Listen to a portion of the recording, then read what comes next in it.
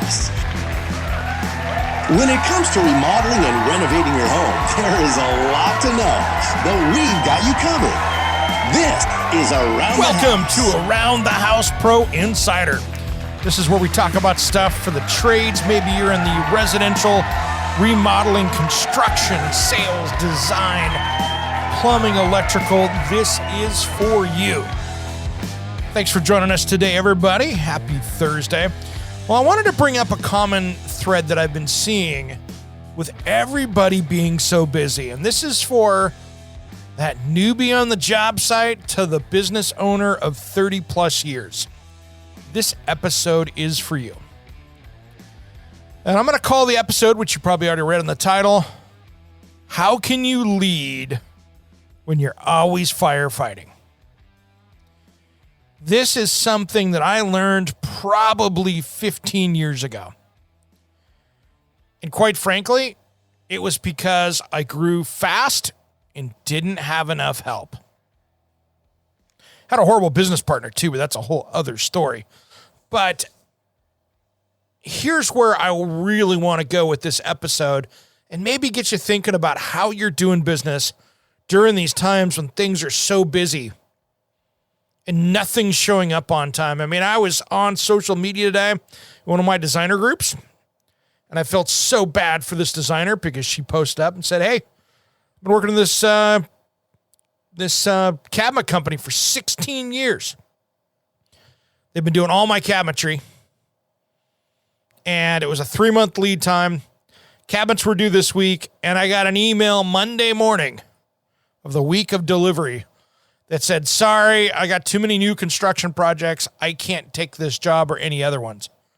He sat on the project for 3 months, didn't get anything started, and he dropped the ball and left her and her team hanging. The week of delivery, she has to start over. And there's a homeowner that's just chomping at the bit, ready to get going. How do you deal with those kind of things when you're already trying to lead? So this really gets back to your company culture and how you do things. If you're a business owner, job site superintendent, or you're just trying to get out there and prove yourself, a lot of this comes down to the people around you. See, when I had my own big design firm, one of the largest in Seattle, I think it was the largest in Seattle at the time, we had 13 designers on the team. And we had a handful of people that were support staff. And quite frankly, I needed more support staff. And that's what we're getting down to on this. It's kind of funny. Anytime you hire support staff for your office, anytime I've ever done it, I always realize that I waited too long to do it. Dang it, should have done that 6 months ago. Dang it, should have done that last year. There are so many little things you can do to ease up on the pressures, the firefighting, so you can actually go to do probably what you're good at, which is leading the team. I'm a big Seahawks fan. Been that way since I was 8 years old, the first year of the team. I know that dates me. Here's the thing. You don't see Pete Carroll answering the phone on a Tuesday at the office. He's got people that help him. He's got a team to lead. He's got the right staff. But it all falls on him. So that's part of this leadership thing, is making sure that you've got people to take that load off so you can lead the team. One of the things that I do when I'm consulting with kitchen and design companies where they hired me to come in and take a look and say, okay, Eric, what can we do to be more efficient, to have a smoother running team, maybe increase our profit margins a little bit? My first thing is I go, who answers the phones around here? Well, one of my designers or whoever's on call that day. I'm like, nope. That's the hard way of doing it. What do I mean by that? There are so many companies out there like Ruby Receptionist. There are companies out there that are in your local area, most likely, that for hundreds of dollars a month will answer your phones, as your company. So let's say you're ABC Home Construction, making up a name. Thank you for calling ABC Home Construction. How can I help you today? Or whatever you want them to say. And if they're looking for you, hi, my name is, wait. Oh, you need to talk to Jim or Barbara? They're tied up at the moment. Can I get your name and number and have them call you back? Now, this is where this gets brilliant. Because they're going to be a receptionist. They're recording every call. So you can hear who called you. They're keeping track of every call. They're texting you. How are you going to set up? You get an email. So you have a record of every single person calling into your company. So if you ever get that customer complaint, hey, I called, nobody called me back, you can go back and go, not in our records. Or if you've got that salesperson that is so buried or scheduled that's so buried they're not calling people back, you can find that. So you can spot check your people and look through and go, okay, I'm going to grab 10 people off today's 10 people that called. I'm going to call 5 of them, or I'm just going to look them up and see if they're in the system yet. That simple. And it'll save you from your cell phone ringing when you're out in the field. Especially if you're giving your cell phone number out as a contractor to the residential public out there. Have them call there. Easy firefighting tool right there. That'll put out a lot of fires, and you can track them. Now, second of all, you can't be the overpowering, hovering business owner or manager, or even if you've got one person working underneath you in the field. Best thing you can do is to let them fail and learn. And give them the power to put out the small fires.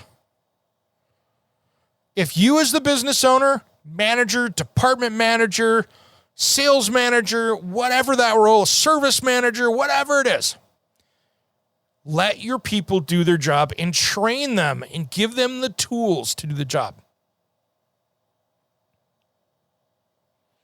And that comes down to making sure everyone on your team has the same work ethic. One of the biggest mistakes that I see when I go into companies that need help getting turned around is they have been too slow in firing the lazy, or what I call the cancer, which is the negative, burdensome employee. The one that's never happy. The one that's always complaining. The one that if you need help, doesn't want to give it to you. You'll scare more people off that you want on your team than by keeping that one around. And I don't care if they've been there for 50 years. There's a time that you got to say enough. And all of these things lead to a happier work environment and a better profit margin. Because happier employees will do a better job for you. Now make sure that you follow up with them. This is something we've talked about in the past, but making sure right now, I tell you what, every construction company out there, I would say, has an opportunity to steal from another construction company unhappy employees. You can get some great people that way. And I'm not saying we go feed on our own. We're kind of that point, though, with nobody to be able to hire. So you need to make sure that you've got that open communication with your team. It's going to save you a lot of headaches. You would much rather have them come in and go, hey, man, I'm struggling. I got to either pick up some more time or do something. Need some more money. I got to get something figured out because I'm not making it. Because if you noticed out there, nothing's getting cheaper. These are all things that you want to have that open communication. I'd rather see you get that call that, hey, I need help, versus getting that resignation notice because they're going down the street and making $1 more an hour or $2 more an hour. That it's cheaper to keep them on than to train somebody else for a year to get them up to speed, and it hurts your business. So that's something I want you to think about on retaining employees. Make sure you've got a retention plan to keep them there. But the moral of the story is have firefighters in your team, have layers to help do that.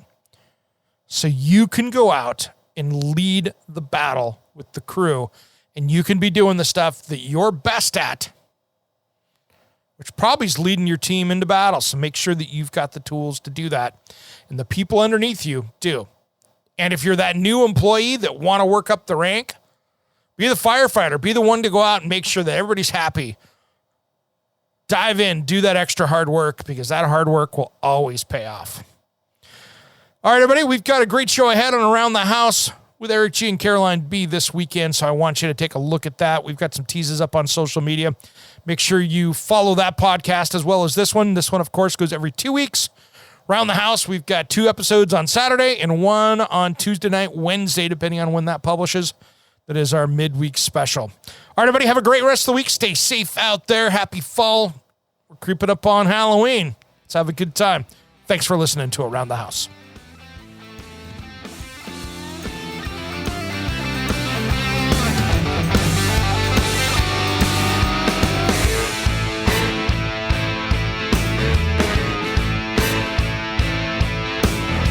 Somewhere unseen and undiscovered, anywhere beyond the mean. Life is a love song, let's be lovers.